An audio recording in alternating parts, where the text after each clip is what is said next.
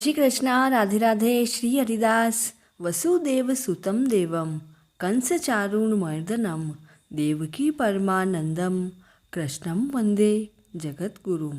स्वागत है आप सभी का। आज हम कार्तिक मास मातम्य के 11वें अध्याय का श्रवण करेंगे। हे राजन, जब इंद्र देवताओं सहित पर्वतों की कंदराओं में जाकर छिपे तो वह दुखी हुए। दैत्यों ने देवताओं को ढूंढना शुरू किया तो देवता बहुत घबरा गए। वे भय से मुक्त होने के लिए भगवान विष्णु की शरण में गए और भगवान की स्तुति करने लगे। हे देव, आप धर्म की स्थापना करने वाले और अधर्म का नाश करने वाले हो। आपने समय समय पर अवतार ग्रहण करके अपने भक्तों की रक्षा की है। आप ही इस सृष्टि के रचयिता, पालक और संहारक हो। आप ही ब्रह्मा, विष्णु और शिव हो। हे चक्रपाणि, आपको बारंबार नमस्कार है। हे दैत्य दलन, हे केशव, हे गरुड़गामी, हे प्रभु, आप समस्त यज्ञों को भोगने वाले हो। हे नाथ, आप अपनी शरण में आए हुए जन की रक्षा में सदैव तत्पर रहते हो। नारद जी बोले, हे राजन, इस तरह देवताओं ने इस संकटनाशक स्तोत्र द्वारा प्रभु विष्णु की स्तुति की। यह पवित्र स्तोत्र महान फल को देने वाला है। इसके पाठ से प्राणी के सारे क्लेश दूर होते हैं। भगवान ने देवताओं की करुण दशा को देखा। देवताओं की पराजय सुनकर उन्हें दुख हुआ। वे उनकी सहायता के लिए तैयार होकर गरुड़ पर सवार हुए और चलते समय लक्ष्मी जी से बोले, हे प्रिय, तेरे भाई जलंधर ने इन देवताओं को परेशान कर रखा है। देवताओं की रक्षा के लिए मैं तेरे भाई से युद्ध करने जा रहा हूँ। तब लक्ष्मी जी ने कहा, हे नाथ, मैं आपको परम प्रिय हूँ, तब आप मेरे भाई का वध क्यों कर रहे हो? भगवान ने कहा, हे लक्ष्मी, तेरा भाई जलंधर भगवान शिव के अंश से उत्पन्न है।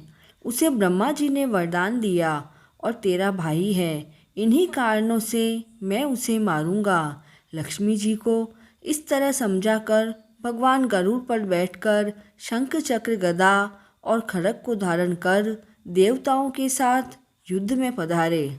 जब दैत्यों को मालूम हुआ कि देवता वापस युद्ध के लिए आए हैं तो वे भी अपनी सेना को सजाकर चले। देवता और दानवों में घोर संग्राम होने लगा। दैत्यराज जलंधर अपने रथ पर सवार भगवान विष्णु से युद्ध करने के लिए आगे बढ़ा। भगवान और जलंधर के बीच में महाघमासान युद्ध हुआ। आकाश बाणों से भर गया।